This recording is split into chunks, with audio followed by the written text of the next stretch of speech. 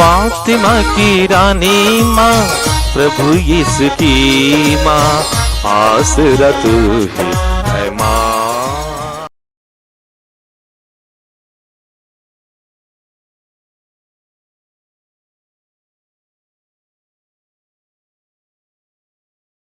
पहला पाठ प्रेरित चरित्र अध्याय 18 पद संख्याएं 23 से 28 तक।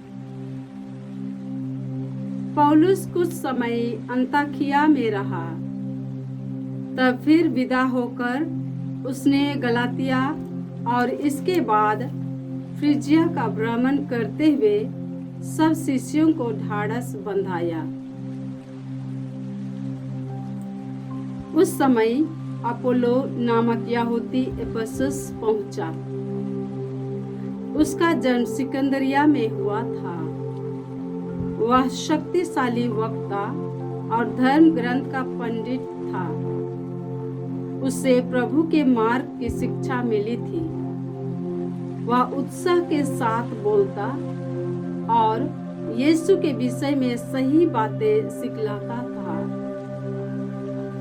यद्यपि वह केवल यूहन्ना के बपतिस्मा से परिचित था, वह सभागृह में निसंकोच बोलने लगा। प्रिसिल्ला और अक्विला उसकी शिक्षा सुनने के बाद उसे अपने साथ ले गए और उन्होंने अधिक विस्तार के साथ उसे ईश्वर का मार्ग समझाया। जब अपोलो ने अखाया जाना चाहा, तो भाइयों ने उसकी सहायता की और शिष्यों के नाम पत्र देकर निवेदन किया कि वे उसका स्वागत करें। अपोलो के वहां पहुंचने के बाद उससे विश्वासियों को ईश्वर की कृपा से बहुत लाभ हुआ, क्योंकि वह अकट्ठ तर्कों से यहूदियों का खंडन करता और सबके सामने धर्म ग्रंथ के आधार पर यह प्रमाणित करता था कि यीशु ही मसीह है। प्रभु की वाणी। ईश्वर को धन्यवाद। वचन अनुवाक्य। ईश्वर समस्त पृथ्वी का राजा है। ईश्वर समस्त पृथ्वी का राजा है।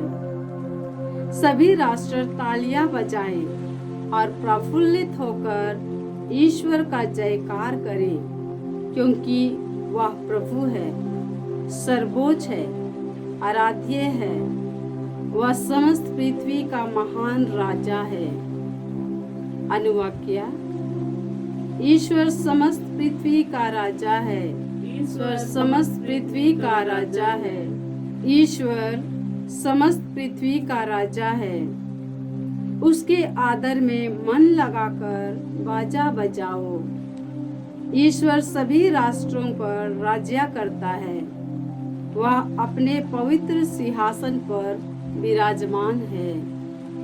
अनुवाक्य। ईश्वर समस्त पृथ्वी का राजा है। ईश्वर समस्त पृथ्वी का राजा है। अन्य राष्ट्रों के शासक इब्राहिम के ईश्वर की प्रजा से मेल करते हैं। पृथ्वी के शासक ईश्वर के अधीन है। ईश्वर सबों पर राज्य करता है। अनुवाक्य। ईश्वर समस्त पृथ्वी का राजा है। ईश्वर समस्त पृथ्वी का राजा है। जय घोष। हालेलुया। मैं पिता के यहाँ से संसार में आया हूँ। अब मैं संसार को छोड़कर पिता के पास जा रहा हूँ। हालेलुया।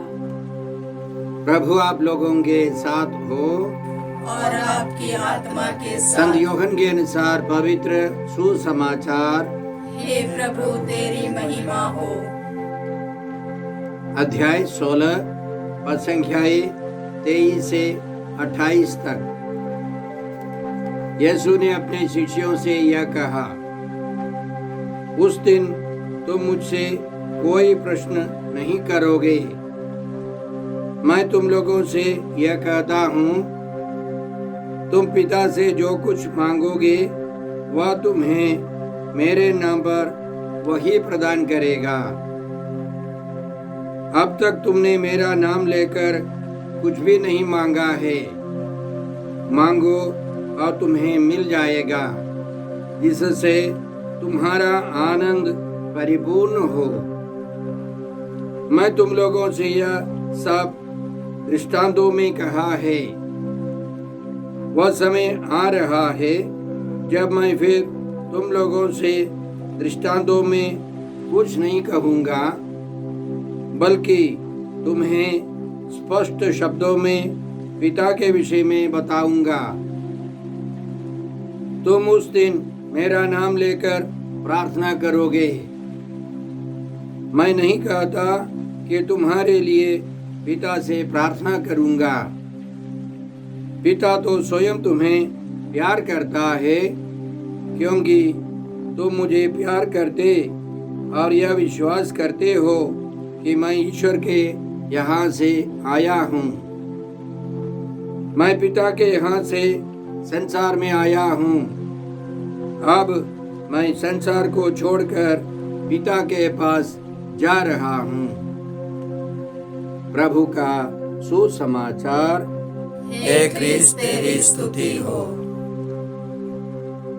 जय यीशु क्रिस्त में प्रिय भाई और बहनों, आज का पहला पाठ प्रेरित चरित अध्याय 18 से है और संख्याएं 23 से 28 तक। इसमें हमने एक शक्तिशाली वक्ता, सुसमाचार के प्रचारक अपोलोस के बारे में सुना है। उसके बारे में इस प्रकार सुना है कि वह शक्तिशाली वक्ता और धर्म ग्रंथ का पंडित था। उसे प्रभु के मार्ग की शिक्षा मिली थी। वह उत्साह के साथ बोलता और यीशु के विषय में सही बातें सिखलाता था, लेकिन उसे केवल संत यूहन्ना बपतिस्ता के बपतिस्मा के बारे में मालूम था। लेकिन वह संत यूहन्ना बपतिस्ता के बपतिस्मा के बारे में ही जानता था। प्रभु यीशु के बारे में उतनी जानकारी नहीं थी। इसलिए उसके प्रवचन सुनने के बाद अक्विला और प्रिस्किला ने उसे ले जाकर और विस्तार रूप से प्रभु यीशु के बारे में समझाया। जब अपोलोस ने अखैया जाना चाहा, तो भाइयों ने उसकी सहायता की और शिष्यों के नाम पर पत्र देकर निवेदन किया कि वे उसका स्वागत करें। अपोलोस के वहां पहुंचने के बाद उससे विश्वासियों को ईश्वर की कृपा से बहुत लाभ हुआ, क्योंकि वह अकाट्य तर्कों से यहूदियों का खंडन करता और सबके सामने धर्म ग्रंथ के आधार पर यह प्रमाणित करता था कि यीशु ही मसीह हैं। तो आज के पवित्र वचनों से हम बहुत कुछ सीख सकते हैं। सबसे पहले हम यह समझे कि अपोलोस नाम का मतलब है नष्ट करने वाला। क्या नष्ट करने अपोलोस जाता है, या जहाँ अपोलोस जाता है वहाँ क्या क्या नष्ट हो जाते हैं? अंधविश्वास, अंधकार, अज्ञानता, विश्वास की कमी, यह सब नष्ट हो जाता है, क्योंकि अपोलोस उत्साही प्रेरित था। वह उत्साह के साथ प्रभु यीशु का प्रचार करता था।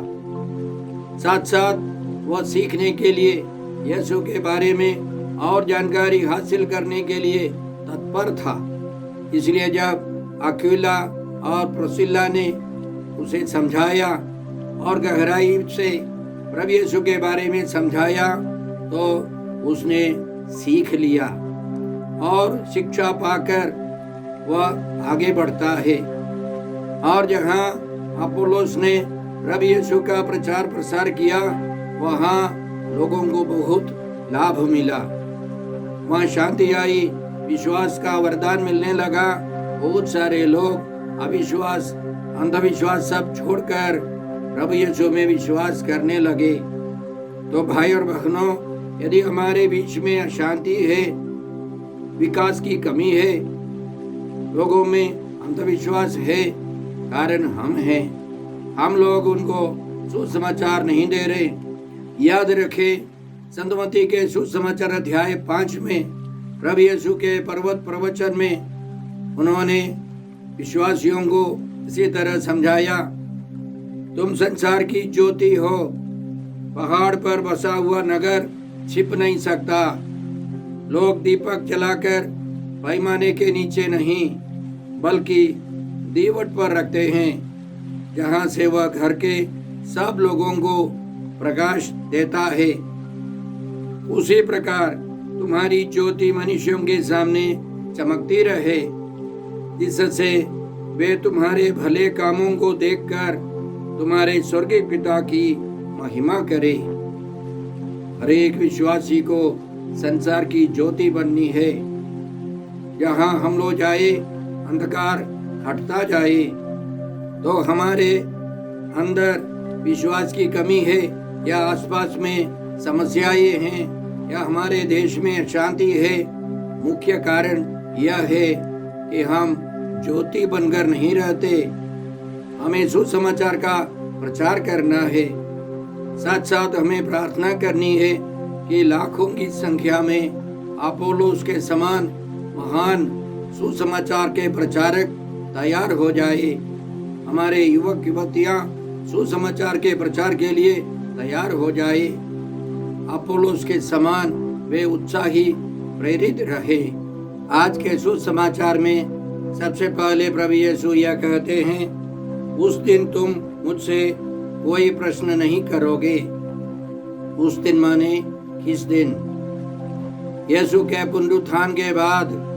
उस दिन का मतलब है प्रभु यीशु के पुनरुत्थान के बाद उनके शिष्य लोग उनसे प्रश्न नहीं करेंगे। लेकिन आगे प्रभु यीशु कहते हैं कि उनको पिता ईश्वर से प्रार्थना करनी है, मांगना है। क्या मांगना है? प्रभु यीशु कहते हैं, अब तक तुमने मेरा नाम लेकर कुछ भी नहीं मांगा है। मांगो और तुम्हें मिल जाएगा, जिससे तुम्हारा आनंद परिपूर्ण हो। क्या मांगना है? पाप के अलावा हम लोग कुछ भी मांग सकते हैं, लेकिन प्रभु यीशु ने संत लूकास के सुसमाचार अध्याय 11 में साफ साफ समझाया। वह इस प्रकार है, बुरे होने पर भी यदि तुम लोग अपने बच्चों को सहज ही अच्छी चीजें देते हो, तो तुम्हारा स्वर्गीय पिता मांगने वालों को पवित्र आत्मा क्यों नहीं देगा? प्रभु यीशु का आश्वासन है, मांगो और तुम्हें दिया जाएगा, ढूंढो और तुम्हें मिल जाएगा, खटखटाओ और तुम्हारे लिए खोला जाएगा। हमको पवित्र आत्मा मांगना है। याद रखें, प्रभु यीशु के आने के पहले, करीब 900 साल पहले, राजा सुलेमान ने प्रज्ञा मांगी और ईश्वर ने बहुत खुश होकर उसको न केवल प्रज्ञा दी, बल्कि सारी संपत्तियां, महिमा सब दी। और प्रभु यीशु हमको समझाते हैं कि वह प्रज्ञा पवित्र आत्मा है। हमें पिता ईश्वर से पवित्र आत्मा मांगना है। पवित्र आत्मा आने पर हम आनंद से परिपूर्ण हो जाएंगे। केवल पवित्र आत्मा ही हमको प्रेम, आनंद, शांति, सहनशीलता, मिलनसारी, दयालुता, ईमानदारी, सौम्यता और संयम से भर सकता है। यह पवित्र आत्मा का फल है। और जब हम लोग पवित्र आत्मा से संचालित जीवन बिताते हैं, तो हमारे अंदर जो स्वर्गीय आनंद है, शांति है, उसे दूसरा कोई बर्बाद नहीं कर सकता है, नष्ट नहीं कर सकता है। इसलिए हमें प्रतिदिन पवित्र आत्मा मांगना है। आगे प्रभु यीशु कहते हैं, वो समय आ रहा है जब मैं फिर तुम लोगों से दृष्टांतों में कुछ नहीं कहूँगा, बल्कि तुम्हें स्पष्ट शब्दों में पिता के विषय में बताऊंगा। यदि हम लोग संत यूहन्ना के सुसमाचार को ध्यान से पढ़ेंगे तो शुरू से पिता ईश्वर के बारे में हम लोग पाते हैं। लेकिन प्रभु यीशु की मृत्यु के पहले अध्याय 14, 15, 16 में प्रभु यीशु पिता ईश्वर के बारे में, पवित्र आत्मा के बारे में और अपने बारे में विस्तार रूप से हमें समझाते हैं। तो हमको पता चलता है कि पिता ईश्वर है, प्रभु यीशु है, पवित्र आत्मा ईश्वर है। लेकिन संत यूहन्ना के सुसमाचार के अध्याय 13 से अध्याय 17 तक हम लोग गौर से पढ़ेंगे तो हमें पता चलता है त्रिएक ईश्वर है और वह त्रिएक ईश्वर हमारे अंदर निवास करना चाहता है। पिता ईश्वर, प्रभु यीशु और पवित्र आत्मा ईश्वर हमसे एक होकर कार्य करना चाहते हैं। अन्य सुसमाचार में संत मत्ती के सुसमाचार, संत मार्कुस के सुसमाचार और संत लूकस के सुसमाचार में हम पाते हैं कि त्रिएक ईश्वर है। लेकिन संत यूहन्ना हमको समझाते हैं वह ईश्वर हमारे अंदर निवास करता है और हम उस ईश्वर में निवास करते हैं। स्वर्ग में हमको त्रिएक ईश्वर में निवास करना है। इसलिए हम पिता ईश्वर से प्रार्थना करते हैं और पिता ईश्वर हमारी बातें स्वीकार करता है, क्योंकि हम प्रभु यीशु को प्यार करते हैं। प्रभु यीशु के कारण हम पिता ईश्वर के बारे में समझते हैं, पवित्र आत्मा के बारे में समझते हैं और पवित्र आत्मा के आगमन के बाद पवित्र आत्मा हमको पिता ईश्वर के बारे में, प्रभु यीशु के बारे में समझाता है। तो हमको स्वर्गीय ज्ञान, पिता ईश्वर के बारे में, स्वर्ग के बारे में, इस संसार के बारे में या प्रभु यीशु या पवित्र आत्मा के बारे में हमको स्वर्गीय ज्ञान वचन से मिलता है, संत यूहन्ना के सुसमाचार से मिलता है और हम पिता ईश्वर को धन्यवाद देते हैं। प्रभु यीशु ने पिता ईश्वर को हमें प्रकट किया है। साथ साथ हम याद रखें पिता ईश्वर ने प्रभु यीशु के बारे में समझाया है। आज के सुसमाचार के अंतिम में प्रभु यीशु हमको समझाते हैं कि वे पिता ईश्वर से आए थे और अब पिता ईश्वर के पास जा रहे हैं। संत यूहन्ना के सुसमाचार अध्याय 13 में संत यूहन्ना का कहना है, पास्का पर्व का पूर्व दिन था। यीशु जानते थे कि मेरी घड़ी आ गई है और मुझे यह संसार छोड़कर पिता के पास जाना है। हम सभी पिता ईश्वर से आए हैं। संत पौलुस हमको समझाते हैं एफेसियों के नाम पत्र अध्याय 1:4 में, ईश्वर ने संसार की सृष्टि से पहले यीशु मसीह में हमको चुना, जिससे हम मसीह से संयुक्त होकर उसकी दृष्टि में पवित्र तथा निष्कलंक बने। इस संसार को बनाने के पहले ही ईश्वर ने हमको यीशु मसीह में चुना था। हम ईश्वर के यहाँ से आए हैं और हमको भी प्रभु यीशु के समान ईश्वर के पास लौट जाना है।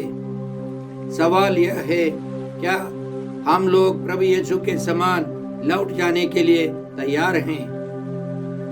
मुझे लगता है कि मैं उतना तैयार नहीं हूँ। मुझे और तैयारियां करनी है, लेकिन प्रभु यीशु तैयार थे। हमको सीखना है प्रभु यीशु से। कई लोग जब एक जगह छोड़कर दूसरे स्थान तक जाना है काम के लिए, रखने के लिए, बहुत सारे लोग तैयार नहीं है।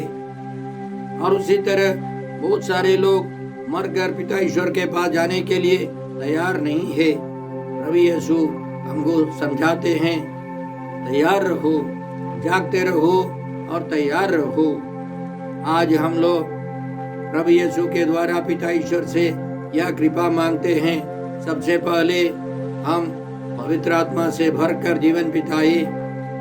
पिता ईश्वर यीशु और पवित्र आत्मा के बारे में और गहराई से ज्ञान प्राप्त करें और सुसमाचार के प्रचार करते हुए खुशी खुशी आनंद से हम पिता के पास लौट जा सके।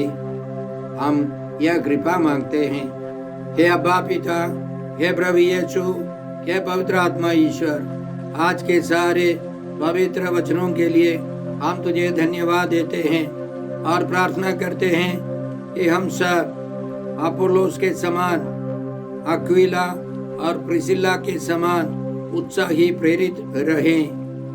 पवित्र आत्मा से भरकर हम प्रभु का प्रचार कर वो सारे लोगों को प्रभु के पास लाकर हम लोग आनंद से लौटा सके। हम यह प्रार्थना करते हैं प्रभु क्रिस्त के द्वारा। हमारे प्रभु यीशु क्रिस्त की कृपा, ईश्वर का प्रेम और पवित्र आत्मा का साहचर्य आप सबों को प्राप्त हो। आमीन।